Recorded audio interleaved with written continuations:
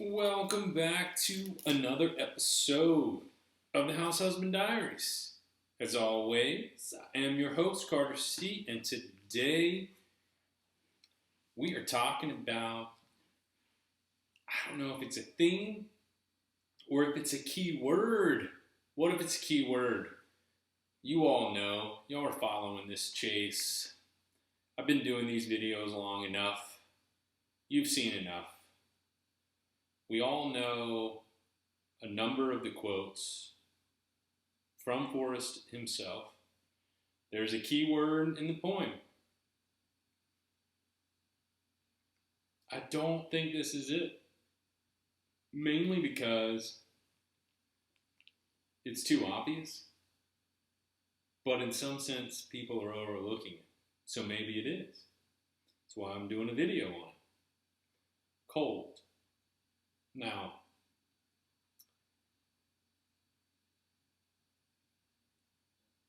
he says, so hear me all and listen good. And obviously I'll share it at the end of this video, or towards the end of this video, because it's in the book. So hear me all and listen good. Your effort will be worth the cold. Period. Period. End of thought. So hear me all and listen good. Your effort will be worth the cold. So what does that mean? Is the cold where warm water's hot? Because it's cold. Does cold have anything to do with where warm water's hot or not? It's cold simply the bronze chest is cold to the touch, as he told us in Teachers with Ropes. Two theories, two good guesses. I don't know. Let's see what he says about cold. It could possibly be subtle hints to the clues in the poem. Page 29, Bessie and Me. Bottom of the page. One cold morning, when Bessie was further in the barn, over near her stall, I thought it would be all right to just tie her tail to one of the legs on my milking stool.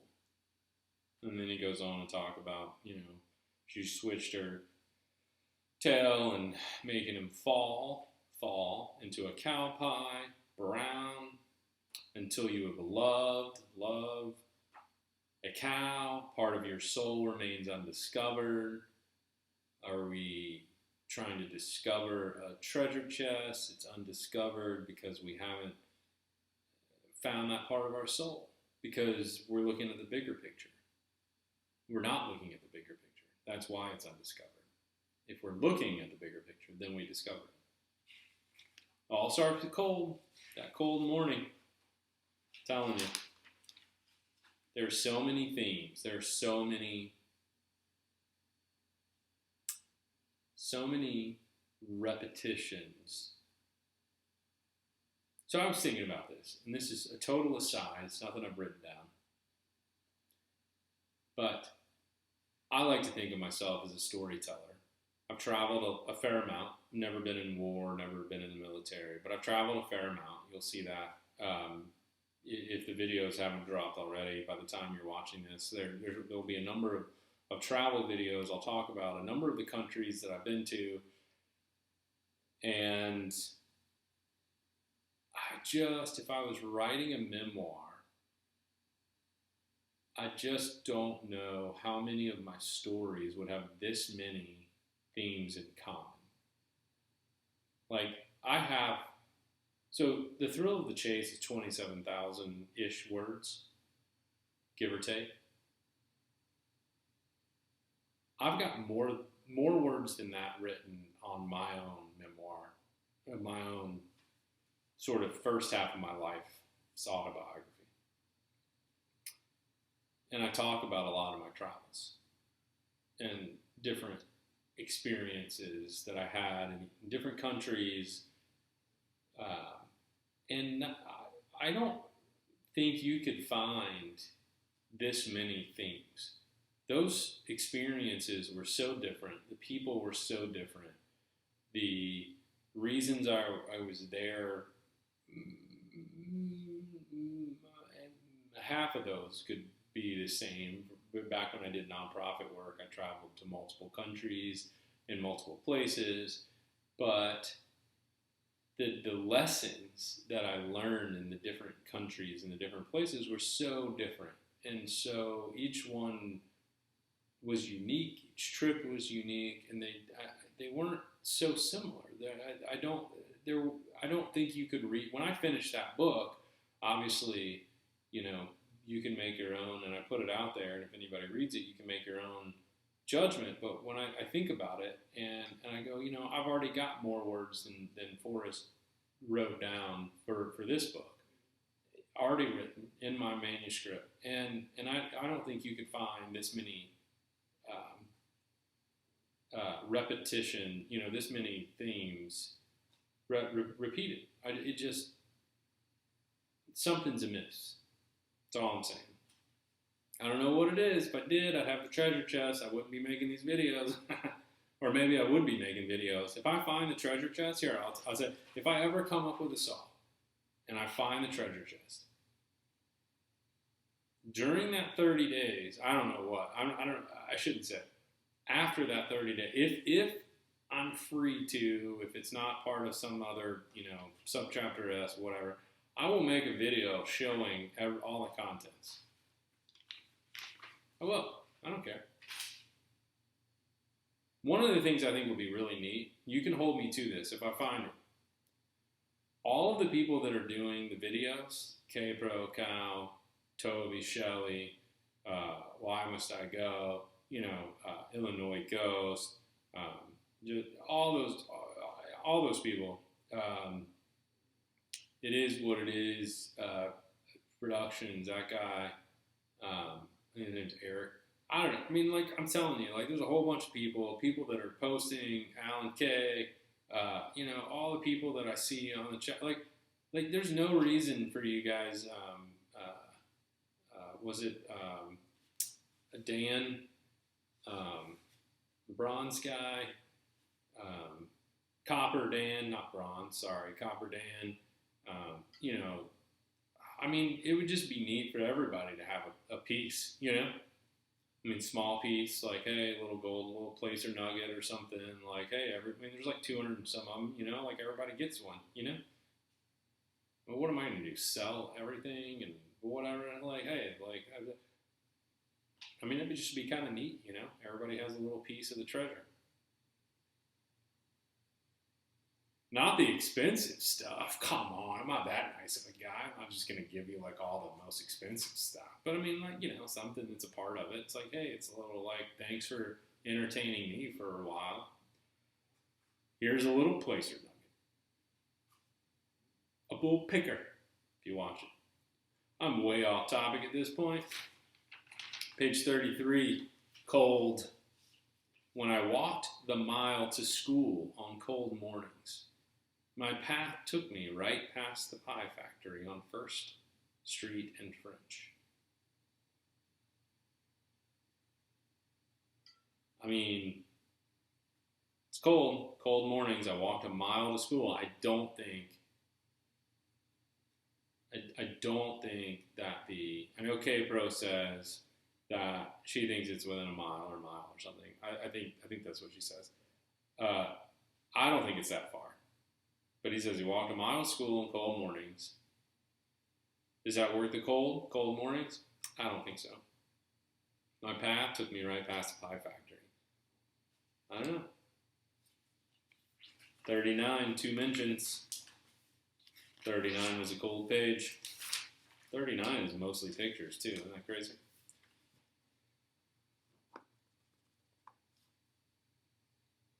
You know, I've never looked at the pictures. I'm not a picture person. I'm not one that is. Or is it just me, or is it weird that on this page there's 2 pictures that says Skippy in silver and June in silver? And the June in silver is a picture of all 3 kids, Skippy, Forrest, and June. But I guess he's just saying the people that are right. I don't know why. Has he ever mentioned silver? I don't remember silver being mentioned. Why would he post 2 pictures of a horse named Silver? Have I lost my mind? I've never looked at these pictures. I've read this book a million times. I don't look at the pictures. There's no reason, in my opinion, to look at the pictures. Now I'm completely thrown off. Okay. Let me know if you're a picture person and what you've seen about these pictures, because that's interesting. Page 39 is a really short page as far as wording goes, but cold, mentioned twice. On really cold nights, Father lit the gas stove in the sitting room because that's where the night radio was, and the whole family huddled around it. The rest of the house remained cold, and my room didn't even have a stove.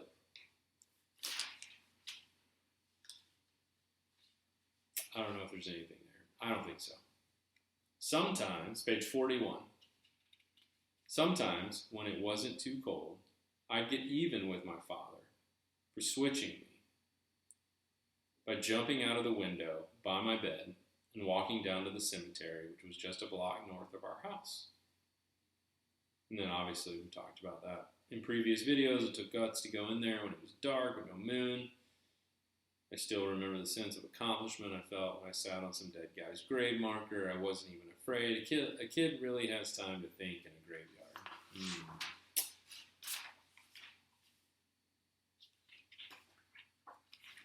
Page 57.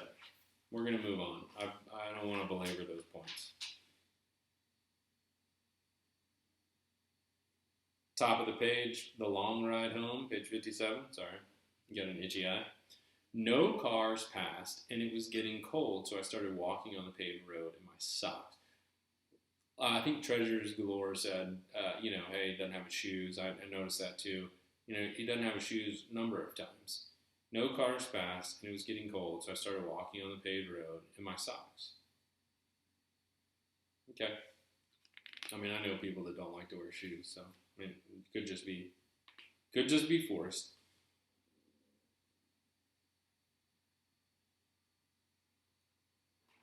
Page 63, what he learned. Looking for Lewis and Clark. There's nothing worse than a wet bedroll on a cold night. Yeah, that sounds terrible. I like the adventures of going out hiking, camping, exploring, traveling. I don't like camping, sleeping on the ground. I don't like flying, but I love to travel. You know what I mean? I get it. Nothing worse than a wet bedroll on a cold night. That's terrible. Just horrible. There's nothing worse than a cold shower when it's cold. You want to warm up and you got cold water. It's terrible. I mean, I don't really like cold showers when it's warm. Cold sucks. Much props to those of you that live in winter places. Because, I'm going to go skiing next, in 7 weeks or so out in Colorado. I'm actually going to be in the search area.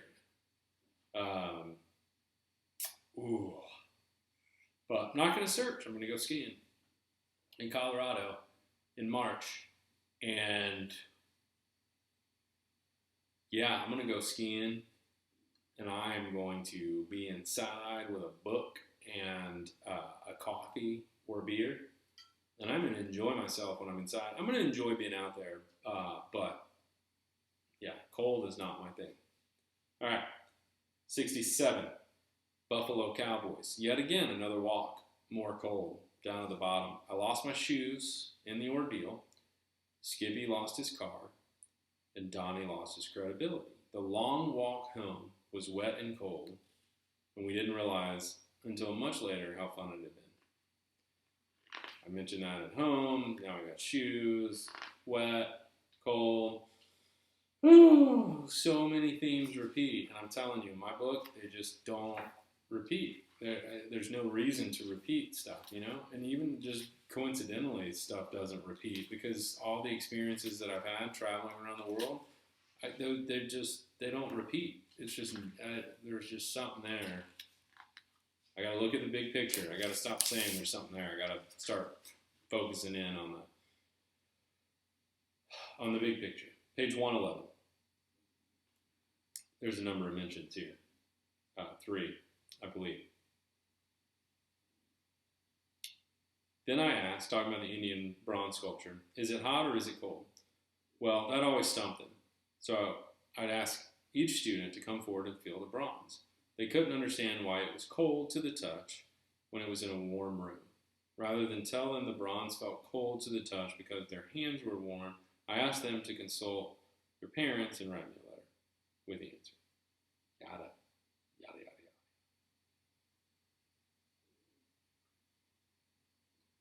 Your effort will be worth the cold.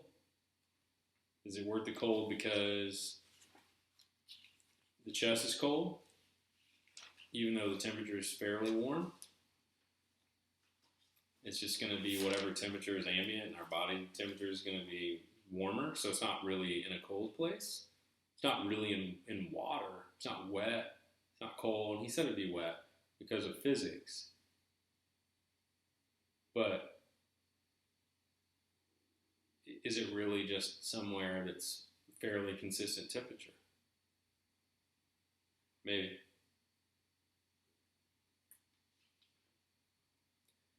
Page 116 down at the bottom.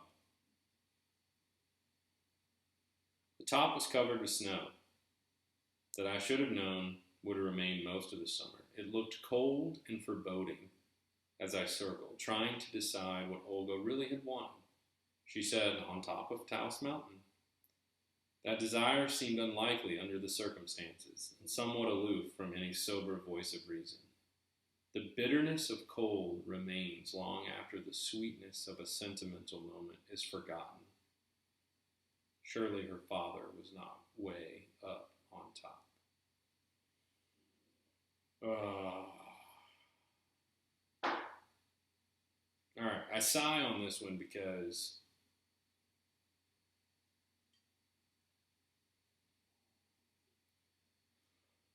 he says that desire seemed unlikely under the circumstances. Why would that seem unlikely? You're in an airplane with her ashes. The desire to be spread on top with her father, where her father's ashes were spread, if you're in an airplane, you can fly right over top of the mountain and you can drop the ashes, right? That desire doesn't seem unlikely to me under the circumstances. If I were in a car, or I was walking or on a bike, making it all the way to the summit of a mountain seems unlikely because I'm lazy, not because I can't get there. If you're on a plane, it seems highly likely you can make it to the top of a mountain, or at least over it, and then, spread it out. Maybe he's thinking it's highly unlikely that it'll float down and land on top of the mountain because it's got hundreds of thousands of feet. And okay, I can talk myself out of that. I can talk myself in and out of pretty much anything, as apparently most searchers can. The bitterness, what's really interesting though, the sentence is, the bitterness of cold remains long after the sweetness of a sentimental moment is forgotten.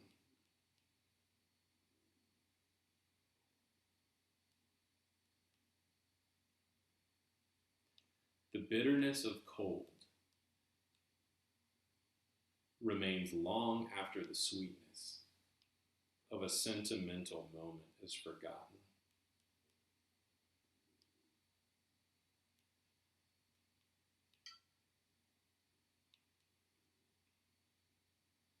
Cold, history, memory, time, where warm water's hot, tears, the cold, because the tears stop. I don't know, that sentence makes me think of something about emotion, life, death, tears. I think there's something there. I do. One of these days, by the end of March, maybe by the end of April, let's put it this way, by my birthday, if I get 1,000 subscribers by my birthday, which is May 30th,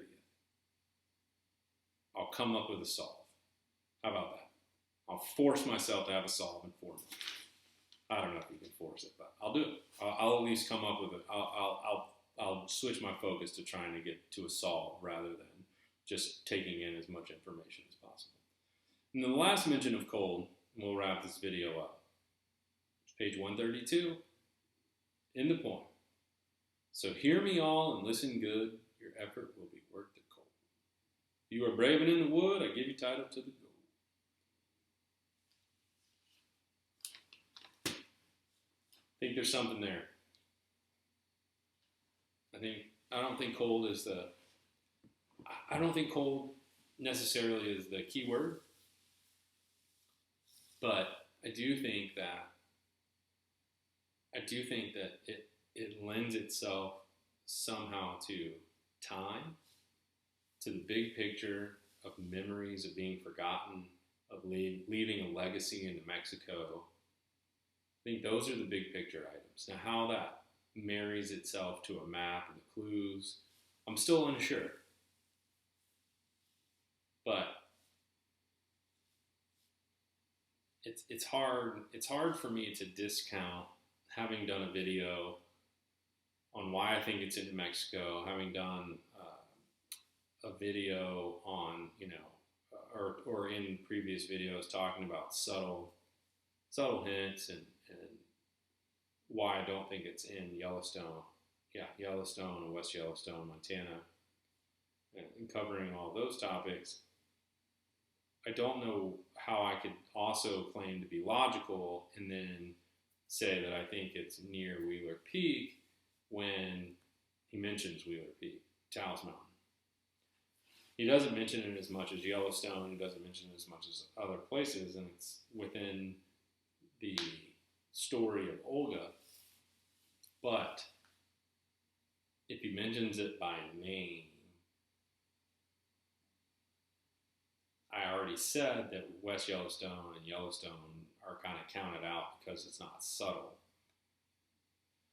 I don't think it's hidden on Wheeler Peak, but could it be, as one comment, was said on a previous video, that the mountain was due south, so that was a subtle hint, a confirmation that Wheeler Peak, Taos Mountain, was due south, and that's the tallest peak in New Mexico. So, something like that. Maybe I'm still within my logic and my reasoning to be able to do that. I don't know. Let me know what you think. You're looking at it with a fresh set of eyes. I've been looking at it for a while. So, hope you've enjoyed this video. If you have, subscribe. If you haven't subscribed already, help me get to 1,000 subscribers at least by my birthday in May. And who knows, a big birthday for me. I'm going to turn 40. I know you shouldn't talk about your age and all that jazz, but if I get a good solve, I would love for an extended 40th birthday celebration for part of it to be going out to New Mexico for a search and maybe meet some of you guys. And that would be a lot of fun for me. So I probably wouldn't be able to get out there till July. So it would be a much extended 40th birthday present. But, hey, if I get 1,000 plus subscribers, I'll come up with a solve, and then I'll try to get out to New Mexico in July-ish or something. All right. Thanks so much. Subscribe, tell all your friends, and we'll see you on the next episode of the House Husband Diaries tomorrow.